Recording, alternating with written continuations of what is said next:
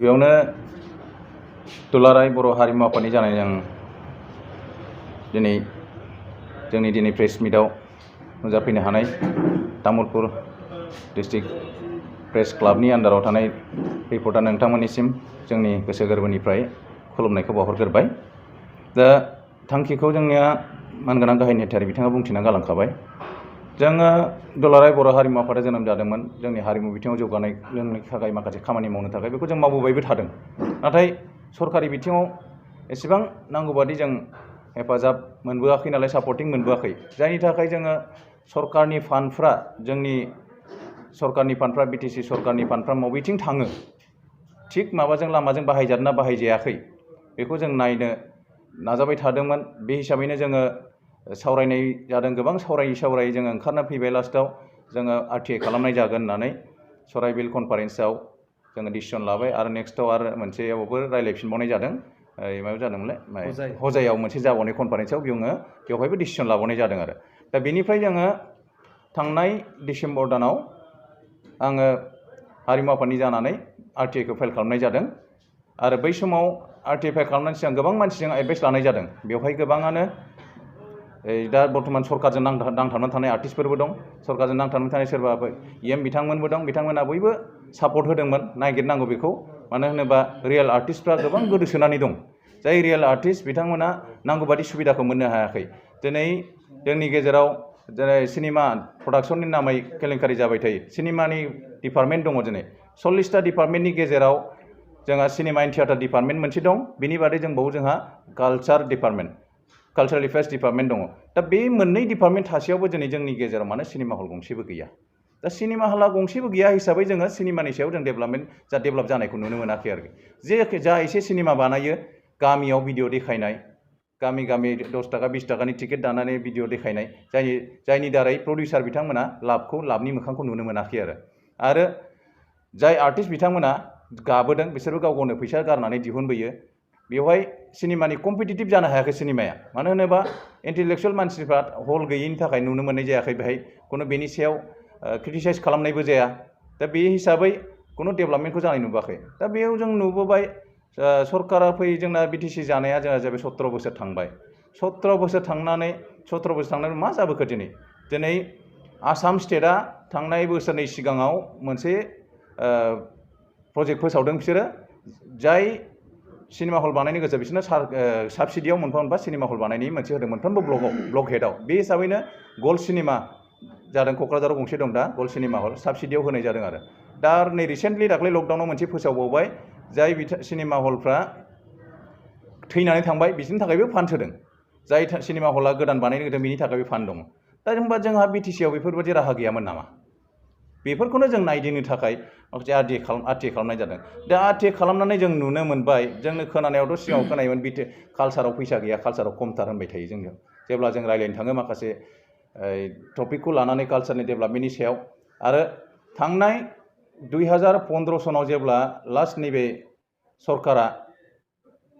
दाजादोंमोन गोदानै, लास्ट 15 बोसोरनि समाव बे सरकार दाजेननाया जुन मासाव कालसारनि बिबान मोननाय बनजार दैमारि मानगोनां EM आवगैनि एक्स EM बिथाङा मोनसे मिटिं लेंदोंमोन PWD गेस्ट हाउसआव। बे मिटिङाव दुलाराय बर' हारिमु आफादजों लोगोसे बड' आर्टिस्ट एस'सिएसन, अल बड' आर्टिस्ट एस'सिएसन, दा बर्थमान बड' सिने आर्टिस्ट एस'सिएसन जाबाय, दा बिथांमोनाव दंमोन। अल बड' रेडिअ TV आर्टिस्ट एस'सिएसन दंमोन। बेवहाय माखासे कालसारेल हान्जाफ्रा दंजोबबावोमोन। बेवहाय गोबां खोथा जादों। ओरैबायदि गोजोननाय मोन्दोंमोन जोङो, सिगाङाव जाय EMफोर जालांदों, सिगाङाव जाय EMफोर जाबाय बिथांमोना बेबायदि गुरुत्थ' लायैखाय एबारनि EMआ बिराद मोजां जासिगोनदां, जोंखौ सावरायनो माबा लालायलायबाय बिबान लाजेननायावनो, बिदि होननायखाय जों मोजां मोनबाय। प्रब्लेमखौ बुंबाय। दा प्रब्लेमनि सायाव सावरायै माखासे खोथाखौ होननायबो जाखादों जों बेवहायनो। एबार खिन्थु सार सिगाङाव जानाय बादि माखासे बेनिफिसियारियानो होन माखासे स्किमानो जों कालसारनि स्किमखौ जाहाथे सोरबा चौकिदार पियननि हिन्जावफोर, सोरबा चौकिदार पियना मोननो नाङा, बा सोरबा अफिसाव मावग्राया मोननो नाङा, सोरबा ड्राइभारफ्रा मोननो नाङा, अफिसनि जायखिया पार्टिनि लाइननि जायफ्रा कालसारजों लिंक गैया बिथांमोना मोननो नाङा होननानै डाइरेक्ट बुंखानाय जादोंमोन आरो सोरबा PAनि हिन्जावफ्रा मोननो नाङा बेफोरबायदिखौ। दा बेवहाय डाइरेक्ट होनदोंमोन बनजार दैमारि बिथाङा होनबाय एबार बिदि खुनु जानाय नङा। नाथाय उनाव नुबाय जोङो खुनु रेसपन्स गैया। ओरैबायदि जाबाय सबसे गाज्रिसिन थांनाय 17 बोसोराव सबसे गाज्रिसिन EM होनोबा बिथांनि समावनो जाबोदों आरो दा बिथांनि आमोलावनो सबसे गाज्रिसिन जाबोदों आरो जों बुजिनो मोनबाय उनाव बे मिटिंखौ बरजा दैबारि बिथाङा लेंनायनि जाहोना जाहैबाय कालचारनि मानसिफ्रा बेसेबां गोथौ दैनि ना बेखौ साखिनायनोसो लेंदोंमोन बिथाङा बेवहाय आन्दाज मोनबाय जायनि थाखाय दा नुबाय जोङो RTI खालामनानै माखासे रिपर्ट मोननाय जादों बे रिपर्टनि गेजेराव जोंहा आं नोंथांमोननो देखायनो सानदों बेवहाय जोङो फान्डखौ खम होनो कालचाराव किन्तु कालचारावथ' फान्डा खम नङा कालचाराव दा नै फान्डा मा खम जानो 2015-16 दङ 15-16 मोनदों 3 crore 25 लाख 3 crore 25 लाख जाहैबाय 15-16 बेनिफ्राय 16-17 दङ 2 crore 64 लाख कालचार डिपार्टमेन्टआव बियो बेनिफ्राय 17-18 4 crore 15 लाख बेनिफ्राय 18-19 4 crore 15 लाख आरो 19-20 4 crore 50 लाख दा बेथ' खम नङा बे फैसाया गोबां जायो दा बेजों गोबां खामानि मावनो हायोमोन आरो बोसोरसेयाव जुदि गंसे सिनेमा हल बानायनायबाबो गोबां डेभेलपमेन्ट जागौमोन आरो दा बेनि लोगोसे आरो सिनेमानिया जुदा सिनेमानि फान्डा जुदा जायो दा सिनेमा डिपार्टमेन्टआव एसे खममोनलाय 15-16 20 लाख बेनिफ्राय 16-17 5 लाख बेनिफ्राय 17-18 3 लाख 18-19 25 लाख आरो 19-20 30 लाख किन्तु 19-20 30 लाखनि बादैबो अभार 8 लाख मोनसे BTC बाहेरानि मोनसे फिल्म प्रडाक्शननो ग्रान्ट हरदों आरो दा बेवहाय जोङो बेखिनि थाखा थासेयाव दिनै जोङो मानो जों दिनै जौगानायखौ नुनो मोनाखै कालचार फिल्डआव दा बेखौ नायनो थांबाय सिङाव जेब्ला सिङाव हाबबाय जोङो नुबाय गासिबो भेजाल सिङाव जायफ्रा सिनेमानि सेंसन लादों बेवहाय जों नैबेखौ आं मोनसे सर्टिं खालामदों माखासे सिनेमा डिपार्टमेन्ट आरो कालचार डिपार्टमेन्टनिफ्राय रुजुनानै सिगाङाव जे होन्दोंमोन PA फोरनि माबामोना नैबे 2015-16 नैबे थांनाय 5 बोसोरनि EMनि जाय PA सानु बसुमतारी होनो बनजार दैमारि बिथांनि PA मोन बिथाङा गावनि बिसिनि नामै पद्मावती नार्जारी बिसिया बेनिया पद्मावती नार्जारी जाब्रांपारा नावकाटा बाक्सा बे जाहैबाय फिसायनि एड्रेस बे सिगाङाव बाक्सानिमोनथ' बेहाय 1,80,000 बेनिफिसियारि लादों कुनु आर्टिस्ट नङा बे कालचारजों सोमोन्दो गैया बे कालचारजों कुनु सोमोन्दो गैया जे समाव जे बोसोराव आर्टिस्टफ्रा 20,000 30,000 बेनिफिसियारि मोनदों बे समाव 1,80,000 बेयो सार्टिफिकेटखौ फेक बेखौबो आं देखायगोन बेनिफ्राय बे सेम बोसोरावनो सिनेमा डिपार्टमेन्टनिफ्राय लालायबाय पद्मा बसुमतारी भिलेज माइनपुरी बर्तमान बेवहाय थायो बिथां PA सानु बसुमतारी बिथाङा माइनपुरियाव थायो बर्तमान बेनि एड्रेसाव लालायबाय सेम इयारावनो सिनेमा डिपार्टमेन्टआव लादों 3 लाख सिनेमा बानायनायनि मुङै पद्मा बसुमतारी टाइटेला हौवानिखौ लाहैलायबाय बेनिफ्राय फैबाय 17-18 पद्मावती नार्जारी आरो लालायबाय बालापारा मुसुरपुर हिन्जावनि गावनि एड्रेसाव लाबाय बेहाय सिगांनि एड्रेसाव बेवहाय 30,000 बेनिफ्राय फैबाय PNB film production Padmavati Narzary आरो माइनपुरनि एड्रेसाव लाबावबाय 4 लाख थाखा 18-19 इयाराव 18-19 आरो दा बेबायदिनो जेसेबां दङ नैबेफोर गासिबो EM आरो बे PA माखासे गावनि मानसि EMनि मानसिफोरजों ज' जानानै बख'नाय बेहाय बे माखासेखौ लिस्ट खालामनाय जादों आरो जेरावबो बेजाल थारमाने मोनसेबो रियेल बुस्थुखौ जों नुनो मोननाय जायाखै आरो बेवहाय जोङो दङ दै सिनेमानि नामै नकल सार्टिफिकेट होनाय गासिबो मोनसे सार्टिफिकेटआ होदों जिस बिल होनाय समाव जाय केसेटफोरखौ होदों बिल होनाय समाव जाय केसेटखौ होदों बे जाहैबाय फेक जोब गासिबो बेखौ होदों 18-19 लानाय मोसाखरी फिल्म प्रडाक्शन बेबो खेबनै ग्रान्ट बख'बाय 16-17 आरो 18-19 बेहाय 18-19 जे बुस्थुखौ होदों बेयो मालायनि सिनेमानि पिक्चारखौ होना होबाय सिमां बायदि